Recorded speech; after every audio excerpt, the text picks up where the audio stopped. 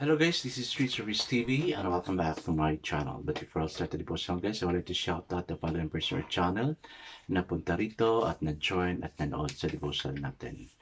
God bless and shout out to Helen Bryan, Seisha Love, Ian's TV, Royal Blood TV, Molik Salamada, Kate Salt, Connie Blog, Psyche Crayon, Sweetie Ding Quadra, Heart Ponsalan, Retro Blogs, Shikiina Academics Disoyo, Pamilya Lagan Channel, Francis Laico, to Heart Bilyeta, and even to those who did not join us during the premiere but still nagpunta pa rin dito para manood at makinig sa devotional.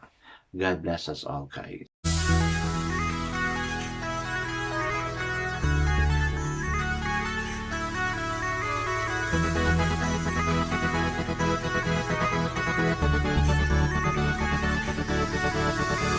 Rich TV, where you heard it, number one is on the top. Good advice is they'll never stop. Rich TV, where you heard it, number one is on the top. Good advice is they'll never stop. Praise God, natapos na rin yung isang araw sa pagtatrabaho natin, no? Kung ano man yung ginagawa natin. Sana it was blessed by God na wala tayong mga backlog sa pagtatrabaho natin. But yet, no, nakaya natin lahat na pinapagawa sa atin. Of course, with God's guidance. I guess it's time to proceed to our devotion. Let's open the Bible to Romans chapter 12 verses 1 to 3. Still guys, I'm using the devotional study Bible because the word this Bible is simplified na maintindihan talaga natin.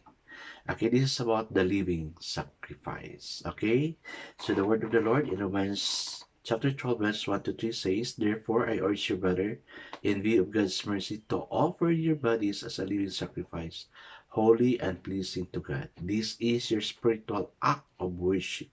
Do not conform any longer to the pattern of this world, but be transformed by the renewing of your mind. Then you will be able to test and prove what God's will is, His good, pleasing, and perfect will. For by grace given me, I say to every one of you, do not think of yourself more highly than you ought, but rather think of yourself with sober judgment in accordance with the measure of faith God has given you." Amen and amen. Okay, so let's now pray. Father God, we cannot offer you the best thing in life. Money as an offering is not enough in order to glorify you. But you will be glorified if we are going to offer our life to you, God, as a living sacrifice, oh God. Lord, thank you for the conviction. Many times we fail in this world because we many times conform to the standard of this world. Lord, teach us not to do this thing, but focus unto you alone, O Lord God, so you may be pleased with us, O God, so we may glorify you with our body. Lord, thank you as we offer ourselves before you, that you may honor it also. We commit all the sins to you, O God, in Jesus' name we pray. Amen and amen.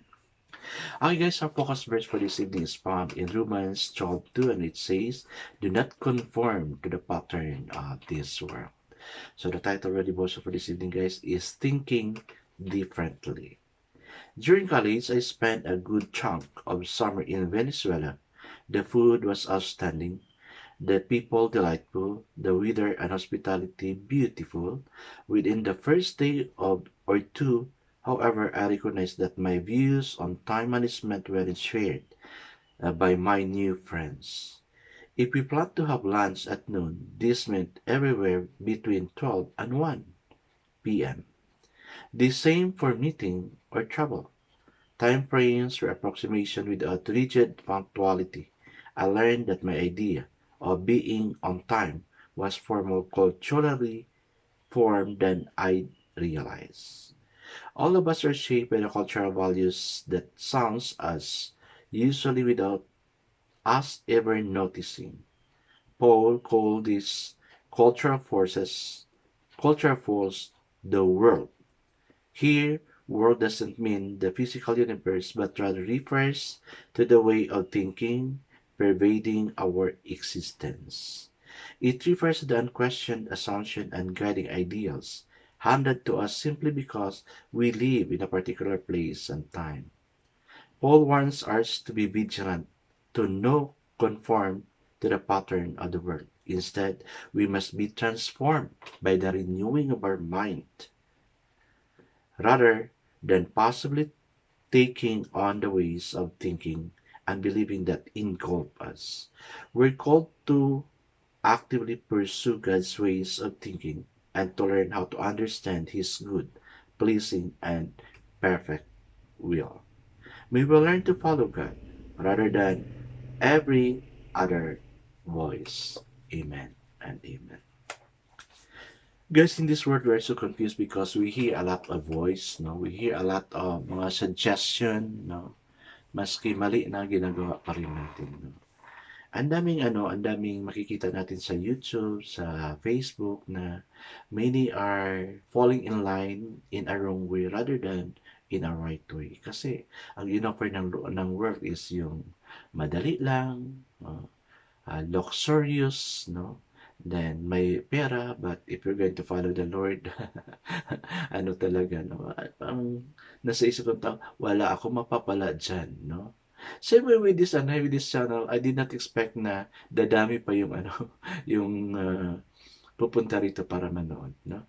Pero I know what I'm doing is uh, pleasing to God, no? Kaya ngayon parang hindi na ako nape-pressure kung napupunta man dito or wala. Basta ako am so convicted na whoever comes to this channel for the devotional, no, makipag-date kay Lord, not for me, is the handpick talaga. Di ba? Napapansin niyo sa mga reply ko dyan, you are God's handpick to join the devotional. Kasi you are all convicted, no? Michael Amorita, I'm so happy for your your comment, no? That time, one Saturday na nag-comment ka, sabi mo, you're happy because marami ang napunta para mag-join sa devotional. Mga kapatid, no? Sa mga regular na andyan, I know God can back you to really join and have a date with God through this devotional. I guess let's now proceed to the two question. How would you describe the values and assumption that surround you?